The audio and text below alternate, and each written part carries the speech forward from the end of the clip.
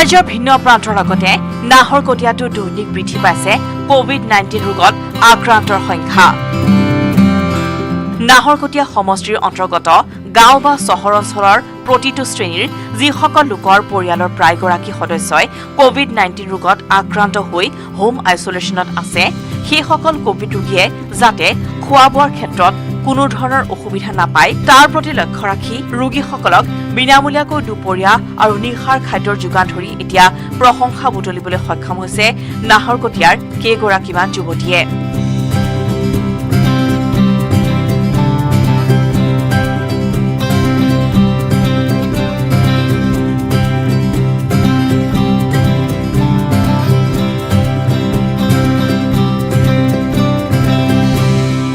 Naharkatia Rotary ক্লাবৰ উদ্যোগত আৰু দ্য কাউচ পটেটো নামৰ সংস্থাটোৰ সহযোগত যুৱতীৰ এটা দলে সদ্যহতে নাহৰকটীয়া অঞ্চলৰ ৩টা পৰিয়ালৰ ১৬জন সদস্যৰ বাবে ঘৰতে আহাৰ তৈয়াৰ কৰি দলটোৱে নিজে হোম আইচোলেশ্যনত থকা লোকসকলৰ ঘৰৰ গেটৰ সন্মুখলৈ গৈ খাদ্য যোগান ধৰি আহিছে।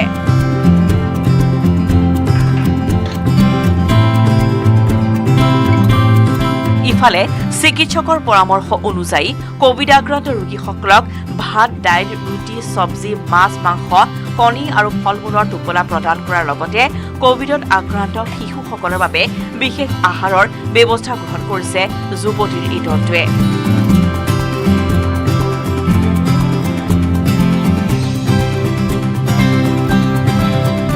আনকি হোম আইচোলেশ্যনত থকা লোকসকলৰ মনোবল বৃদ্ধি কৰাৰ লগতে ৰোগীসকলৰ মুখত যাতে এটি হাঁহি বিৰিঙাব পাৰে তাৰ প্ৰতি লক্ষ্য ৰাখি প্ৰতিটো খাদ্যৰ টোপোলাৰ ওপৰত লিখি দিছে গেট পত্ৰ প্ৰদান কৰে। তাৰ বাবে জিলা প্ৰশাসনক অনুৰোধ জনায় যুৱতীৰ দলটোৱে।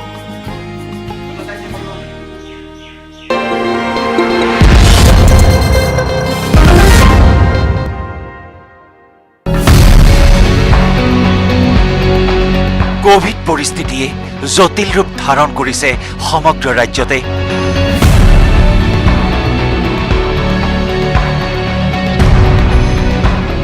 গ্ৰামাঞ্চল আৰু চাহ বাগিচা অঞ্চলত দৈনিক বৃদ্ধি পাইছে কোভিড ৰোগীৰ সংখ্যা। ফলত বহু পৰিয়ালক স্বাস্থ্য বিভাগে কণ্টেইনমেণ্ট হোম ৰূপে ঘোষণা কৰিছে। এইসমূহ পৰিয়াল এতিয়া সন্মুখীন হৈছে ভীষণ সমস্যাৰ। এনে অৱস্থাত আৰ্তজনৰ কাষত উপস্থিত হৈছে এজন বিশেষ ব্যক্তি। জটিল ৰূপ ধাৰণ কৰিছে সমগ্ৰ ৰাজ্যতে কোভিড পৰিস্থিতিয়ে। চাহ বাগিচা আৰু গ্ৰামাঞ্চলত নিতৌ বৃদ্ধি পাইছে কোভিড পজিটিভৰ সংখ্যা। এই সময়ত আৰ্তজনক সহায়ৰ বাবে আগবাঢ়ি আহিছে মৰিয়নি চেলেংহাটৰ এজন ব্যক্তি, নাম তেওঁ তুষাৰ পাল।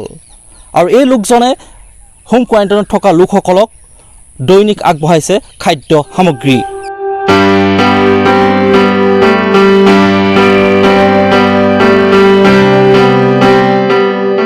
মৰিয়নি চেলেংহাটৰ নিবাসী ৰাষ্ট্ৰীয় পুৰস্কাৰপ্ৰাপ্ত শৰীৰ চৰ্চাবিদ তথা সমাজকৰ্মী তুষাৰ পাল।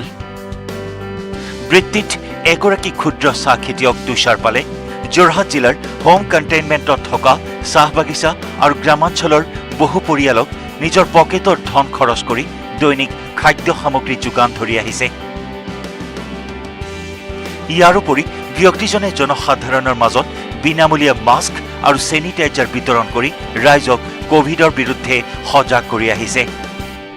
হোম কোৱাৰেণ্টাইনত থকা যিবিলাক শ্ৰমিক, বিশেষকৈ চাহ বাগানৰ শ্ৰমিকবিলাক যথেষ্ট কষ্টত আছে, তেওঁলোকক হোম কোৱাৰেণ্টাইন কৰি দিছে, কিন্তু চৰকাৰৰ ফালৰ পৰা তেওঁলোকক কোনো খাদ্য যোগান বা ইত্যাদি যোৱা নাই, তেখেতসকলক দিয়া নাই বা দিব পৰা নাই নেকি। আৰু বাগান কৰ্তৃপক্ষও তেখেতসকলক বিশেষ একো সুবিধা দিয়া নাই। তেখেতৰ লগত আমি কথা পাতি গম পালোঁ যে তেখেতে বিশেষ একো সুবিধা পোৱা নাই। সেই গতিকে মই চিন্তা কৰিলোঁ আৰু মই তেখেতসকলৰ ওচৰলৈ গৈ মই নিজাববীয়াকৈ সম্পূৰ্ণ নিজৰ জেপৰ পইচা খৰচ কৰি তেখেতসকলক মই খাদ্য যোগান ধৰি আহিছোঁ। মই যোৱা বছৰৰ পৰা যেতিয়াৰ পৰা কৰোণা সংক্ৰমণ সমগ্ৰ ভাৰতৰ লগতে অসমতে যেতিয়া আমি বিয়পি পৰিলে, তেতিয়াৰ পৰা মই অসমৰ জনসাধাৰণক মই সজাগ কৰাৰ উদ্দেশ্যে মই বিভিন্ন ৰকমৰ কাৰ্যসূচী হাতত লৈছোঁ। কেতিয়াবা মই মাস্ক বিতৰণ কৰিছোঁ, চেনিটাইজাৰ এতিয়ালৈকে মই কমচে কম ৫,০০০ মাস্ক আৰু চেনিটাইজাৰ বিতৰণ কৰিছোঁ। লগতে মই কেইবাখনো চুটি ছবি নিৰ্মাণ কৰি উলিয়াইছোঁ।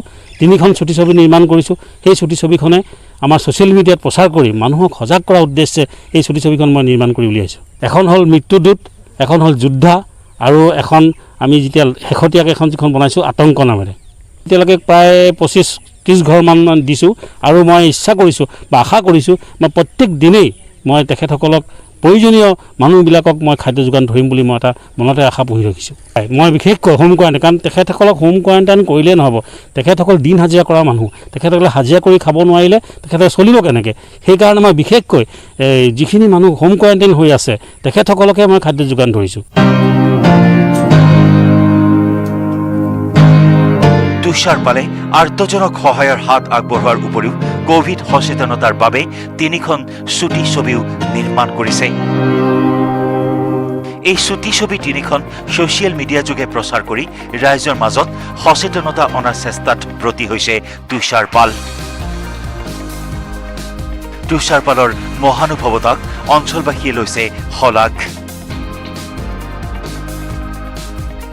ৰাষ্ট্ৰীয় শৰীৰচৰ্চাবিদ আৰু ভাৰত আৰু অসম চৰকাৰৰ কেইবাটাও সমাজৰ বাবে আগবঢ়োৱা অৱদানৰ বাবে বঁটা শ্ৰী তুষাৰপালে লাভ কৰিছে আৰু তেখেতে কোভিড-19ৰ আৰম্ভণিৰ পৰা বৰ্তমানলৈকে অহৰহ যুঁজ দি আহিছে।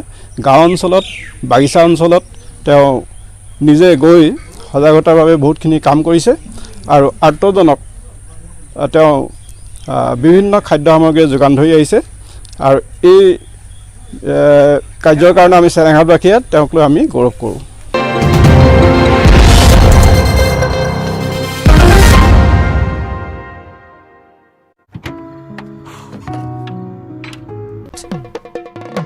ফেশ্বনৰ পৰা কুকিঙলৈ, সৌন্দৰ্যৰ পৰা গৃহসজ্জালৈ, আইনী সমাধান হওক অথবা ঘৰুৱা দিহা, নাৰীৰ প্ৰয়োজনীয় সকলো সামৰি প্ৰিয়ংকাৰ সৈতে শ্ৰীময়ী প্ৰতি শনিবাৰে দিনৰ 2:30 বজাত।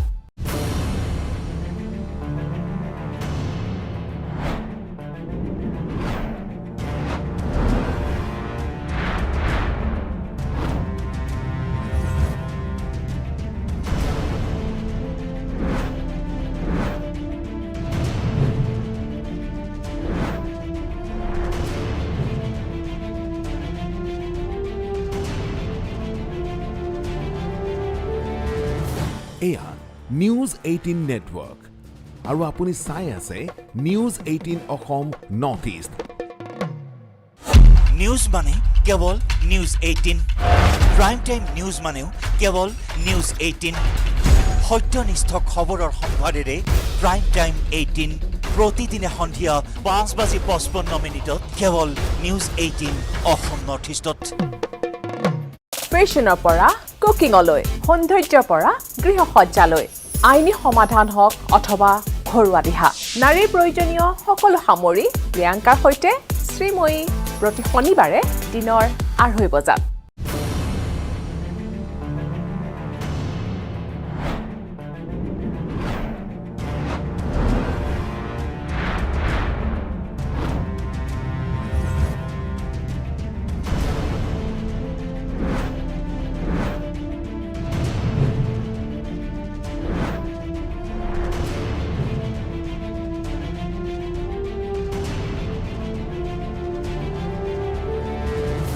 এয়া নিউজ 18 নেটৱৰ্ক আৰু আপুনি চাই আছে news 18 Assam north east. News মানে কেৱল নিউজ 18, প্ৰাইম টাইম নিউজ মানেও কেৱল নিউজ 18, সত্যনিষ্ঠ খবৰৰ সম্ভাৰেৰে প্ৰাইম টাইম 18 প্ৰতিদিনে সন্ধিয়া 5:55 কেৱল নিউজ 18 অসম নৰ্থ ইষ্টত। ফেশ্বনৰ পৰা কুকিঙলৈ, সৌন্দৰ্যৰ পৰা গৃহসজ্জালৈ, আইনী সমাধান হওক অথবা ঘৰুৱা দিহা, নাৰীৰ প্ৰয়োজনীয় সকলো সামৰি প্ৰিয়ংকাৰ সৈতে শ্ৰীময়ী প্ৰতি শনিবাৰে দিনৰ 2:30 বজাত।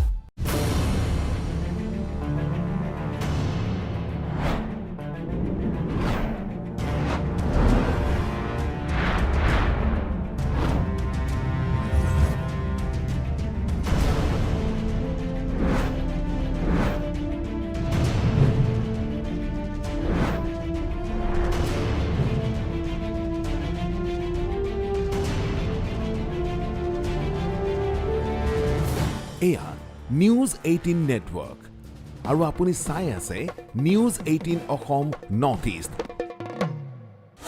নিউজ মানে কেৱল নিউজ 18, প্ৰাইম টাইম নিউজ মানেও কেৱল নিউজ 18, সত্যনিষ্ঠ খবৰৰ সম্ভাৰেৰে প্ৰাইম টাইম 18 প্ৰতিদিনে সন্ধিয়া 5:55 কেৱল নিউজ 18 অসম নৰ্থ ইষ্টত।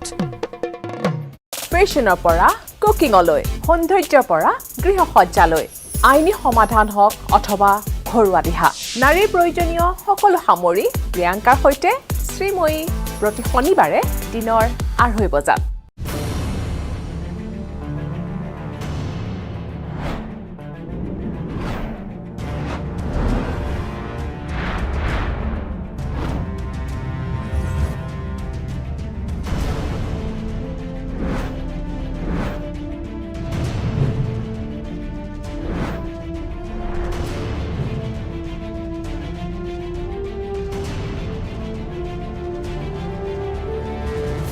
এয়া নিউজ 18 নেটৱৰ্ক আৰু আপুনি চাই আছে নিউজ 18 অসম নৰ্থ ইষ্ট।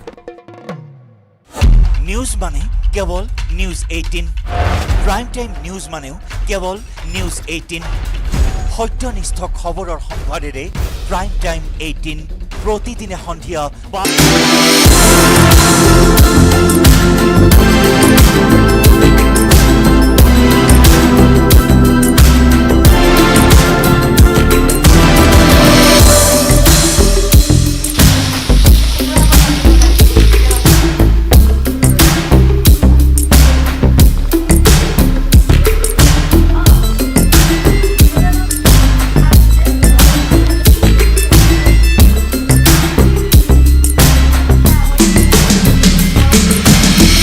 সংকটৰ সময়ত আৰ্তজনৰ কাষত এগৰাকী যুৱতী। বাইক লৈ অলিয়ে গলিয়ে বিপন্নজনক যোগান ধৰিছে এমুঠি ভোকৰ ভাত।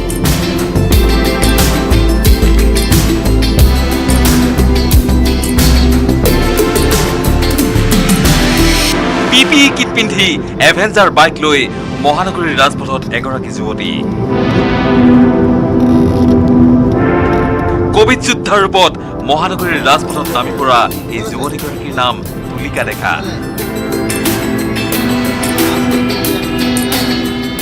হাতত ধন থাকিও বহু লোকে কৰিব নোৱাৰা কাম এই কোভিডৰ সংকটৰ সময়ত কৰি দেখুৱাইছে এইগৰাকী তুলিকা ডেকাই। খানাপাৰাৰ পৰা হাতীগাঁৱলৈ, হাতীগাঁৱৰ পৰা বেলতলালৈ এইদৰেই বিগত কেইবাদিনো ধৰি মহানগৰীৰ কোভিড আক্ৰান্ত ৰোগীৰ কাষত থিয় হৈ এইগৰাকী অসাধাৰণ মনৰ যুৱতীয়ে যোগান ধৰিছে ভোকৰ ভাত। নিজ হাতেৰে ৰান্ধি দৈনিক যুৱতীগৰাকীয়ে হোম আইচলেশ্যনত থকা 30ৰ পৰা 35 গৰাকী কোভিড ৰোগীক যোগান ধৰিছে খাদ্য।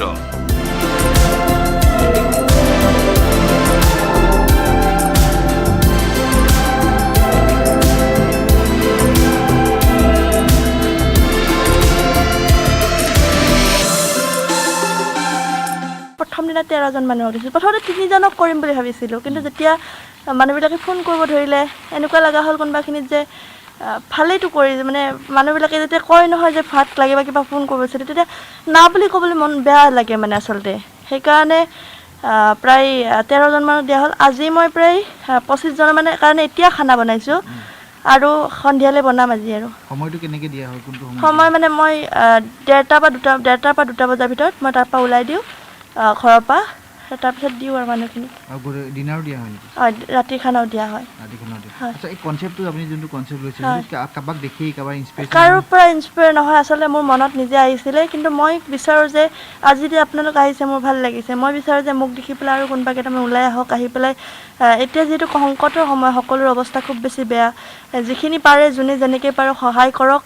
কাৰণ নিজৰ সহায় যেতিয়া কাৰোবাক যেতিয়া আপুনি কিবা অলপ কৰাৰ পিছত কাৰোবাৰ মুখত যেতিয়া হাঁহি বিৰিঙে বা কোনোবা যেতিয়া সন্তুষ্ট হয়, তাতকৈ হয়তো আৰু বেছি একো নালাগে। গতিকে সকলোকে কৈছোঁ, যিমান পাৰে যদি নিজৰ সম্বল আছে তেনেহ'লে সহায় কৰিব লাগে আচলতে। সংকটৰ সময়ত এই যুঁজ তুলিকাই কৰিছে কেৱল মানুহৰ বাবে।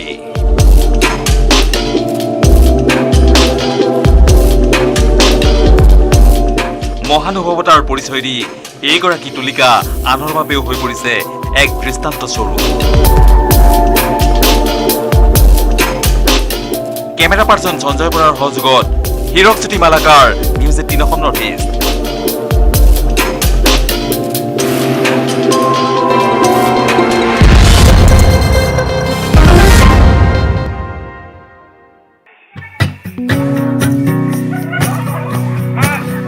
নিজৰ জীৱন বিপন্ন কৰি কোভিড-19 ৰোগীৰ চিকিৎসা সেৱা আগবঢ়োৱা স্বাস্থ্য কৰ্মীৰ মহানুভৱতা।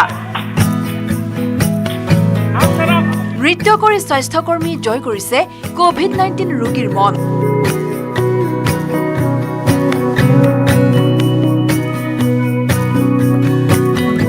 যিখন দেশত কোভিড-19 আক্ৰান্ত ৰোগীৰ চিকিৎসা সেৱা আগবঢ়াই 50জন চিকিৎসকে এটা দিনতে প্ৰাণ হেৰুৱাইছে, তথাপিও কিন্তু দ্বিতীয় ভগৱানৰ শাৰীত থকা চিকিৎসকসকলে কোভিড-19 ভাইৰাছৰ দ্বাৰা আক্ৰান্ত ৰোগীক সুস্থ কৰি তুলিবলৈ দিনে ৰাতিয়ে ন উপায় অৱলম্বন কৰি কোভিড আক্ৰান্ত ৰোগীক সুস্থ কৰি তুলিবলৈ আপ্ৰাণ চেষ্টা অব্যাহত ৰাখিছে।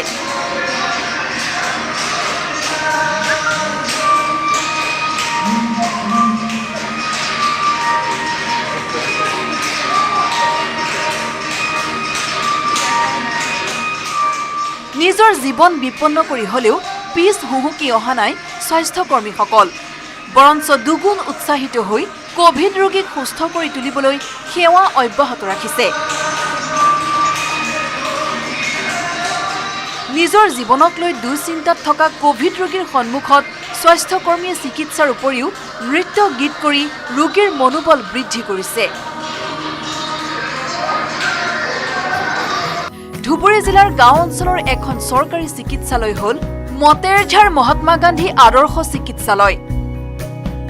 চিকিৎসালয়খনৰ চিকিৎসক, নাৰ্ছ, স্বাস্থ্যকৰ্মী সকলোৱে মাৰ বান্ধি থিয় হৈছে বিশ্বত সন্ত্ৰাসৰ সৃষ্টি কৰা কৰোনা ভাইৰাছৰ বিৰুদ্ধে।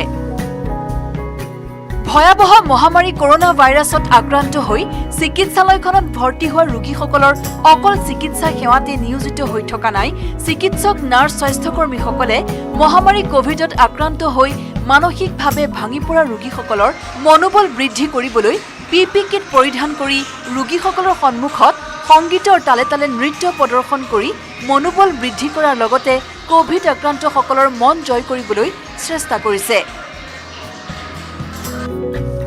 আনহাতে চিকিৎসালয়খনত কোভিড আক্ৰান্ত ৰোগীসকলৰ সন্মুখত সংগীত, নৃত্যৰ লগতে শাৰীৰিকভাৱে সুস্থ থাকিবলৈ কোভিড আক্ৰান্তসকলক যোগাসনো শিকোৱা হৈছে।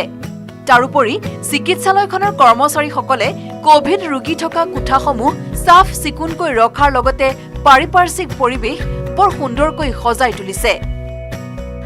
উল্লেখ্য যে মতেৰঝাৰ মহাত্মা গান্ধী আদৰ্শ চিকিৎসালয়খনত কোভিড ৰোগীৰ বাবে 50খন বিচনা সাজু কৰি তোলা হৈছে। বৰ্তমানে 35 গৰাকী কোভিড ৰোগী চিকিৎসালয়খনত চিকিৎসাধীন হৈ আছে।